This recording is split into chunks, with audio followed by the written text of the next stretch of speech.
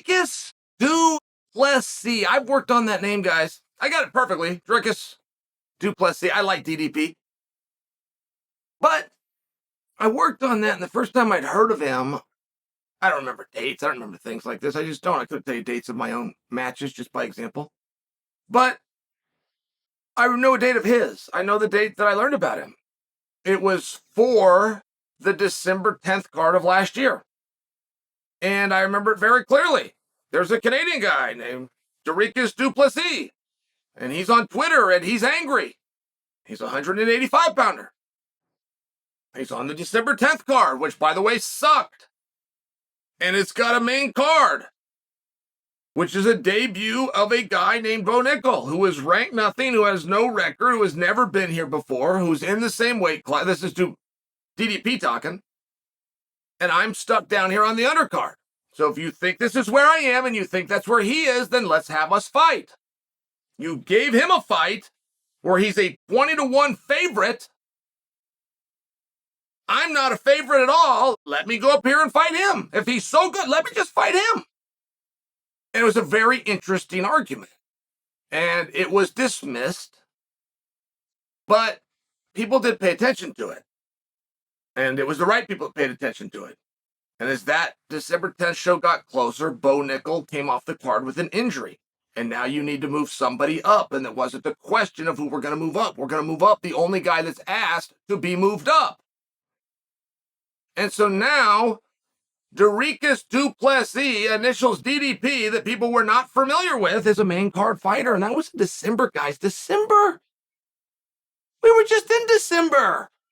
That just happened. December's not another guy's a main eventer. He went from an undercard.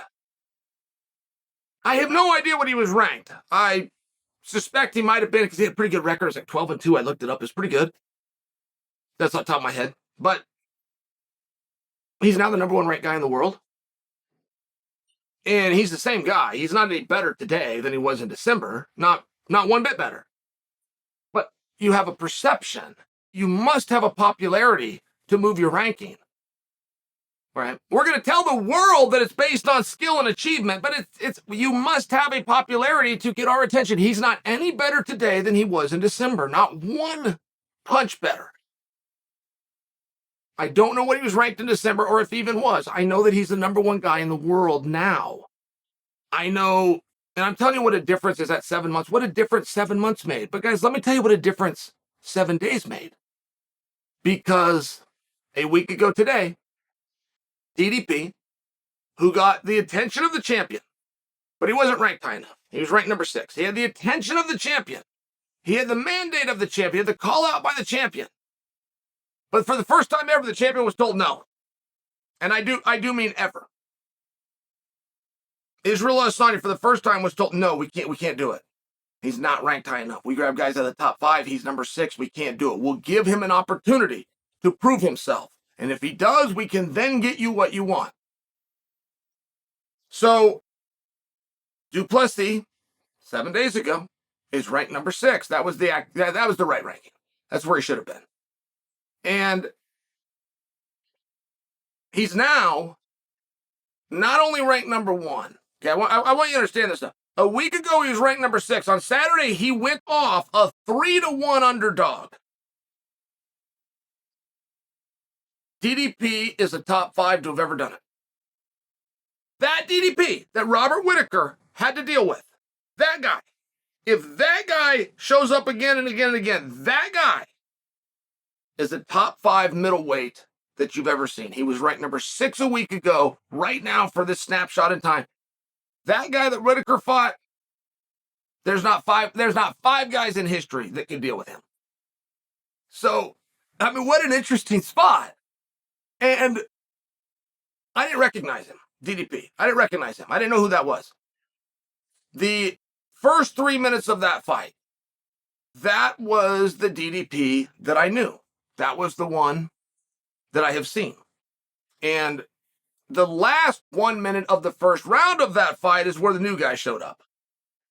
And the new guy stuck around. I mean, this was a performance where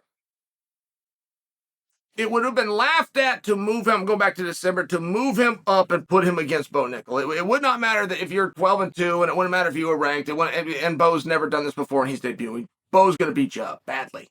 You aren't a wrestler. He's the best wrestler in the division. But that's not so obvious now, is it? I mean, that isn't so obvious that Bo's going to go run over DDP or anybody else is going to go run over DDP. And there must be something when you feel that guy. There must be something, because he's won a lot of fights and it's hard to see. I mean, I saw him changing his stance, and he looks like he looks like his conditioning's very well. And he even talked about that after the fight. He said he was never once tired, was breathing through his nose the whole time. And it might sound like a simple comment that you would set down, but it's a really big deal. It's a really big deal how conditioned he is. It's a really big deal that he was going orthodox and southpaw. It's a really big deal that he was able to, he threw Robert Whittaker in a headlock. A headlock is, if you had a little brother and you would put him in a headlock, and that would be one step before you gave him a noogie, okay? For me to explain to you, okay, a headlock, it's a joke. It's a headlock. It's a joke. He did a joke on one of the best fighters I've ever seen, and it worked. And he scored with it in live competition. I mean, there was a lot of things in that match that didn't make sense. But you had an effort, and you had a skill, and you had an athleticism, and you had a strength, and you had a drive, and you had a determination, right? I mean, all of these buzzwords, but DDP's got them. DDP versus Bo Nickel in December was a joke.